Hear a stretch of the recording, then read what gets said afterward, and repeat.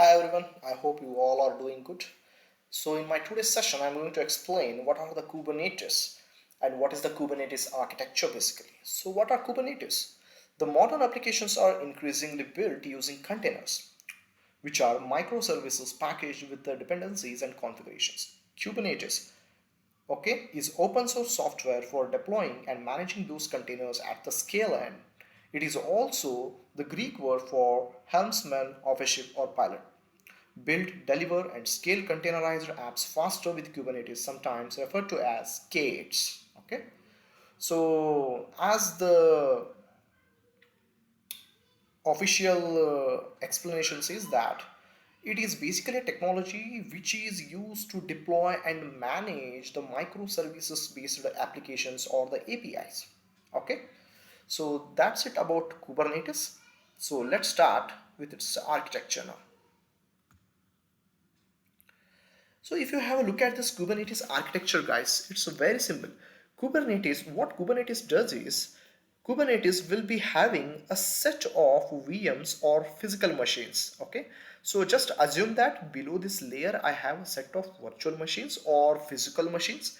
And what is Kubernetes? Kubernetes is basically a service layer on top of those virtual machines. What is the responsibility of Kubernetes is it acts as API. Okay, it receives the request from the command line or from the Azure portal or any web based user interfaces. Okay, it receives the commands and then it basically allocates virtual machines in order to run your applications on a high level. This is how Kubernetes works. Okay, so if you see here how the architecture of the Kubernetes is basically distributed is that I have a virtual machine or physical machine layer below. Okay, and then I have this services layer. Okay, or I can call this API, the Kubernetes API. So this is basically my Kubernetes service layer, and what all it contains. Provide the careful observation. It has a etcd, okay, a component. It has a scheduler. This is the most important component of Kubernetes, which has the responsibility of scheduling your application deployment to various available virtual machines there in the below layer. Okay, so a Kube API server, okay, which is meant for managing most of the Kubernetes related operations, and the Kube controller manager, which takes the responsibility of replication and the namespace management. Okay, so always consider how a Kubernetes looks like. Okay, whenever you create a Kubernetes cluster on any of the cloud, it basically comes with two layers. The one is the master node. Okay, as you can see here, a master node is also called as the API service. Okay, this master node takes the responsibility of reading your deployment.yml file. Okay, basically how we specify the deployment in Kubernetes. In Kubernetes, basically we will write a deployment.yml file. Inside that deployment.yml file, we will specify which Docker image I have to point to. Okay, so it is basically the application, a containerized application which I want to run on Kubernetes. Okay, and then there are a lot of information, but most important being which image I would like to point to, what is the kind of this my deployment file. It's a kind of deployment basically, and then the image information, and then comes is the number of machines or pods I would like to use, the replicas I can say. Okay, I specify the number of replicas I need in order to run this containerized application. Okay, I want to have only one instance running, or I can have multiple instance of that containerized application running. So it's up to the deployment.yml file, which specifies the number of instances. And then what is my memory and CPU. I will also specify those information in that deployment.yml file, and then I specify what is the service this Kubernetes is going to create for my containerized application. Okay, these are the three most important information that deployment.yml file will contain. I don't want to get into deeper detail of deployment.yml files, because you can find it on internet. There are very good articles written on that basically. So let's come back to the Kubernetes architecture. So what happens is, whenever I hit the command kubectl apply -f and then I specify my deployment.yml file, what happens is basically I am supplying that particular information, that is a JSON based information, to my kubectl API or my cluster API. Okay, so what happens is when that file is read by the Kubernetes service that is over here, what it does is, first thing, it will read what application or what containerized application I have to load from the repository. It may be a JFrog repository or it may be Azure container repository. Again, it up to us which one we would like to pick. So first it will identify which image it has to load, and then it will go through the various information like how many pods are required or how many replicas are required for this particular application, and also for each pod basically, that is over here, for each pod, what is the configuration, what is the CPU capacity, and what is the memory capacity. So what this service layer or master node does is basically it reads that deployment .yml file. Okay, it reads that information, and then using its scheduler it will pick some virtual machines on the cloud or physical machines, I can say, but nowadays it is virtual machine most of the time. And then what it does is it will allocate those virtual machines in order to run that containerized application. So what I'm going to show you over here is, in this Kubernetes architecture there are two parts. One is the master node, which is the most important node, which is going to orchestrate your application deployment. It will basically spin the application as per the deployment specifications specified by you. Okay, so if you provide a look over here, this is the master node API layer. Okay, and then comes our worker nodes.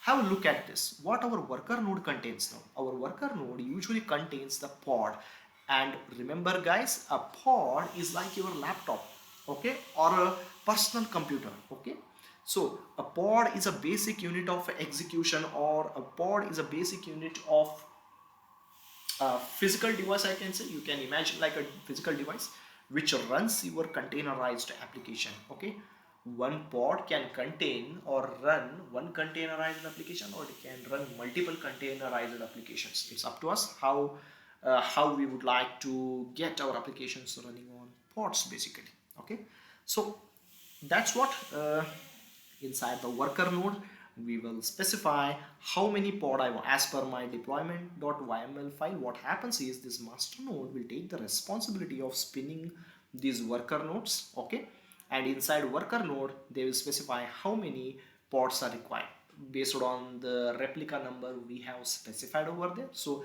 suppose I have a RESTful service written in ASP.NET Core, and in the deployment.yml file I basically specified I want 3 replicas. In that case what it does is basically it creates 3 pods, and it will run my containerized RESTful API server on all these 3 pods. And remember, we don't have the problem of having same port number for all these API services, because as I already explained, pod is a basic unit of execution. A pod is like a physical machine, a personal computer kind of. So it has its own IP address. Each and every pod is like a PC, and they have their own IP address. So when you run your application, your ASP.NET Core Web API on 3 pods having 3 instances, then all 3 instances can be accessed using the port number 80 itself for HTTP and 443 for HTTPS. No port conflict. Okay, that is the beauty of Kubernetes. Okay, so well, that is explained what all this worker node contains. It contains some services like kubelet. Kubelet is the most important service which takes the responsibility of telling whether any of the pod has faced any issue, or any of the pod is died basically due to some reason. If that pod is went out of its life cycle or something happened, immediately this kubelet service will notify the master node, and master node will take the help of scheduler in order to find one more virtual machine from its bucket and create one more instance or replica of our application, or a pod, I can say basically. Okay, that's the responsibility of a kubelet. And kubeproxy basically hands over various requests to master node. There are some other functionalities, but most important thing being this kubelet service. Okay,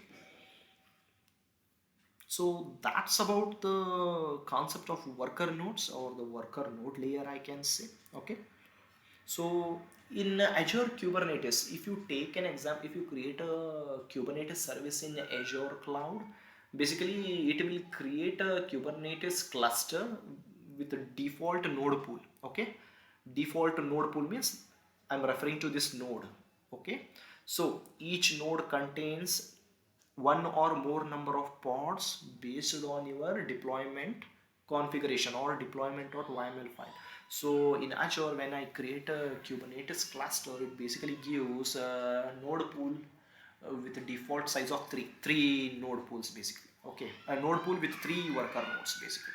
Okay, so that's an example I would like to share with you people.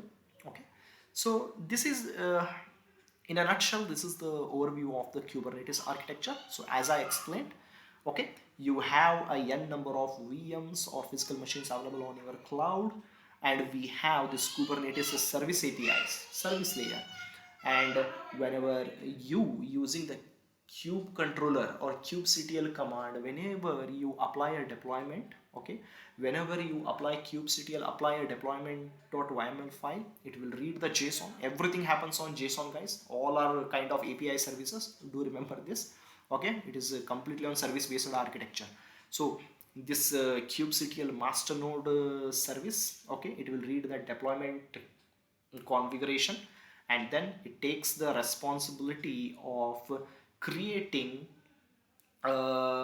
creating the pods basically in order to run your containerized application based on the number specified in your configuration file. Okay, so that's how the Kubernetes works basically. And one more thing, do remember that as I already told, okay, a pod is like a physical machine. It has its own IP address. Each and every pod is like a laptop or a personal computer.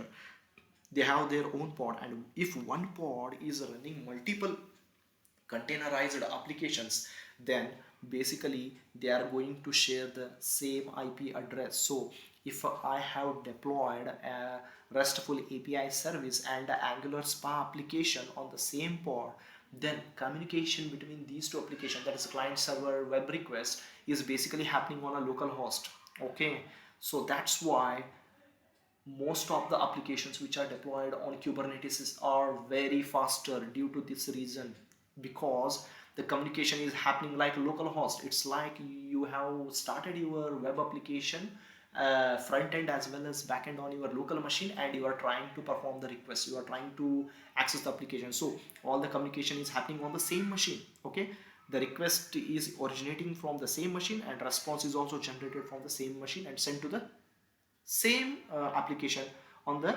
same pod basically. Okay, so that's the reason why Kubernetes applications are faster when they are multiple containerized applications are deployed on the same pod. But usually one pod should contain one containerized application as per the convention, but yes, there is a provision to deploy multiple applications also.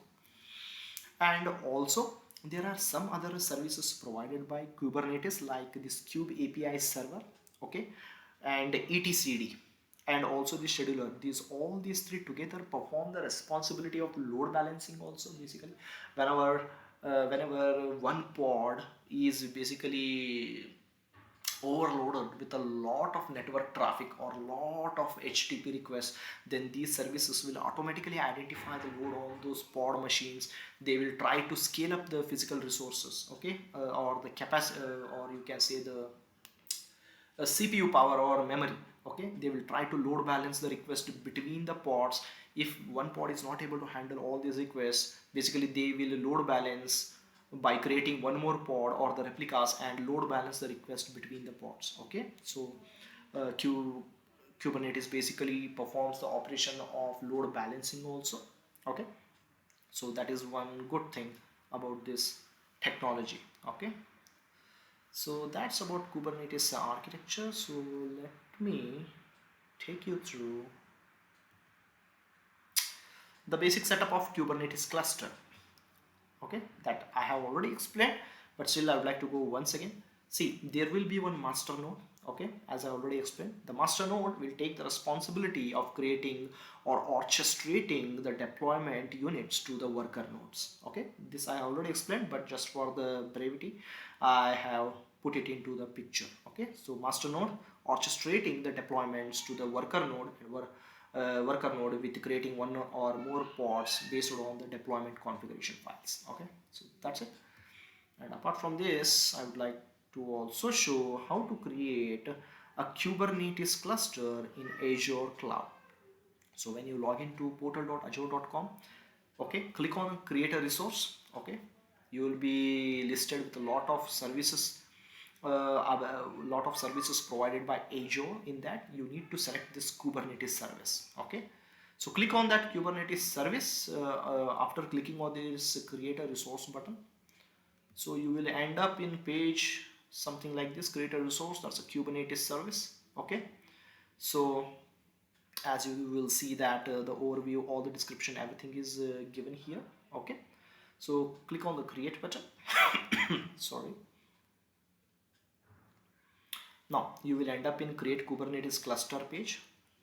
Okay, so what you have to do is you need to select appropriate subscription and the resource group where you want to create this Kubernetes cluster in your Azure cloud. Okay, okay, then cluster preset configuration, you can select standard, premium. Again, there are various options available based on your requirement.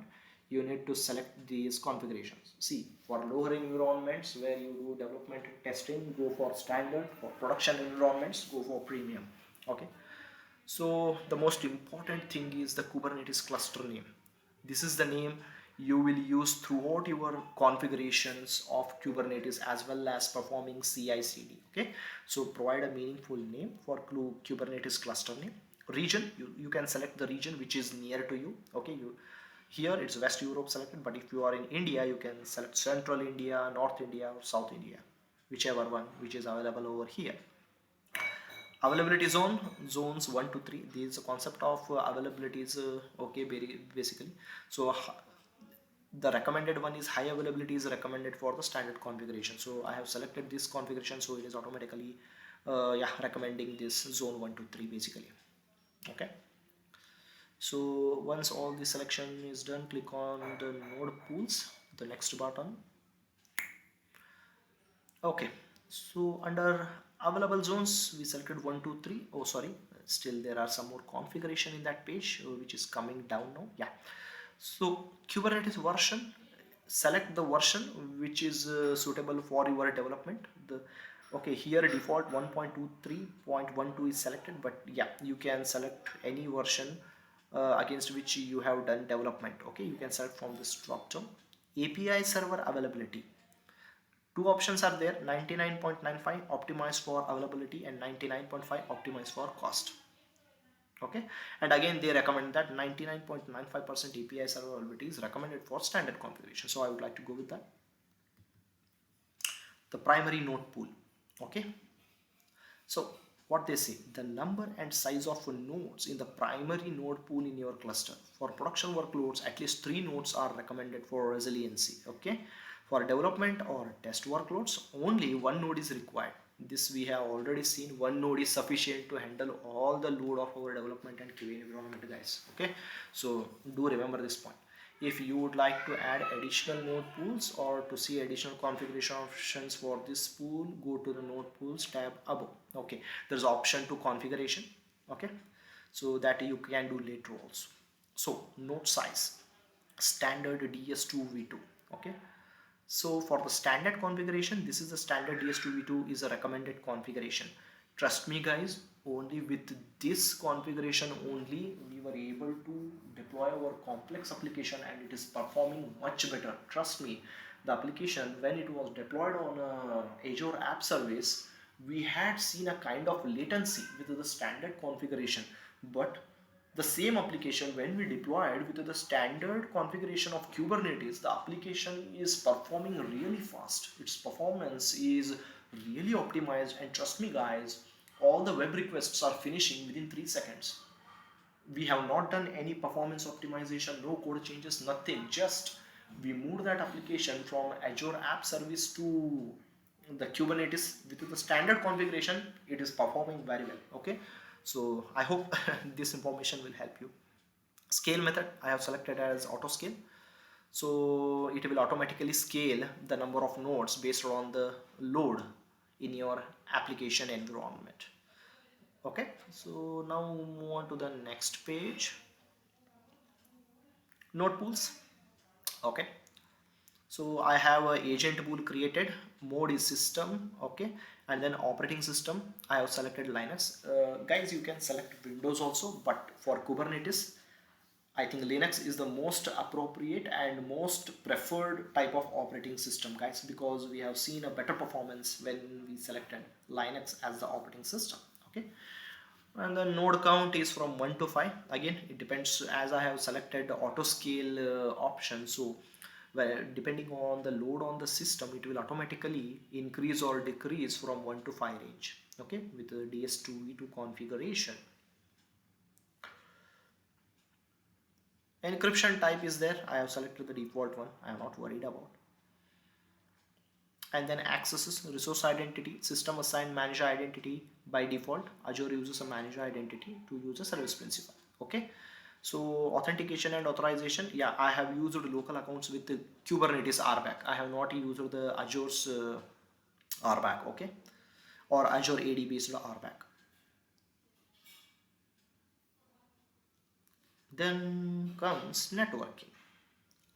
Again, there are two options. I can go with the network configuration of Kubernetes or Azure CNI, but if you see here, most of the time we should go with the Kubernetes network configuration only, because it is very optimized and Kubernetes does very well when it comes to load balancing and yeah, all network optimizations. So that's what they are saying. You can change the networking settings for your cluster, including enabling HTTP application routing and configuring your network using either the Kubernetes or Azure CNI options. Okay, the Kubernetes networking plugin creates a new VNet for your cluster using the default values. See the differences, what these options, what all features they provide. Basically, they are saying that the Kubernetes networking plugin creates a new VNet, virtual network for your cluster using the default values, whereas the Azure CNI networking plugin allows cluster to use new or existing VNet with the customizable addresses. Okay, application pods are connected directly to the VNet, which allows the native integration with the VNet features. Okay, so that is the Azure CNI provides, but usually we go with the Kubernetes based network configuration only. Okay, DNS name prefix, yes, this is the most important thing, because this is the DNS name prefix you are going to use when you try to access your deployed application. So I have given test cluster -DNS. Okay, load balancer standard, enable HTTP application routing, yes, depending on your requirement you can take this. Okay, and security network policy, I have not selected anything because Azure network policy is not compatible with Kubernetes networking. That's the reason. Now comes integrations. Okay, not done anything here. I have kept the defaults. Okay, container monitoring I have enabled, and Azure policy, yes, it is disabled. Then click on next. Okay, that comes to integrations. Okay, Azure Container Registry. Connect your cluster to an Azure Container Registry to enable seamless deployments from a private image registry. Okay, if you are making use of Azure Container Registry, then yeah, you can make use of this option. But if you are making use of JFrog and all, you need to specify the JFrog service connections basically. Okay, so container monitoring enabled, log analytics workspace, whatever default is there that I have selected, and go next. Infrastructure resource group, yeah, you are not required to do anything. It will provide a default value for the tags. You can provide tags, key value pairs, optional step, but yeah, usually preferred way.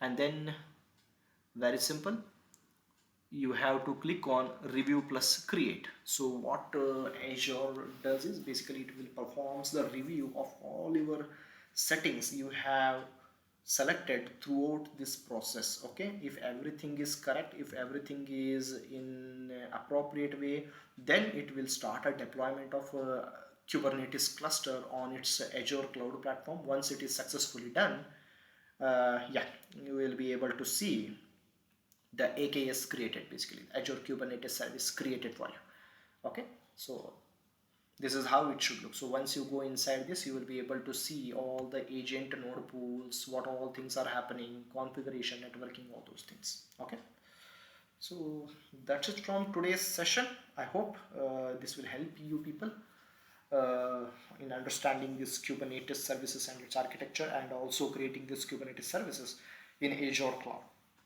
Thank you for listening, and have a nice day.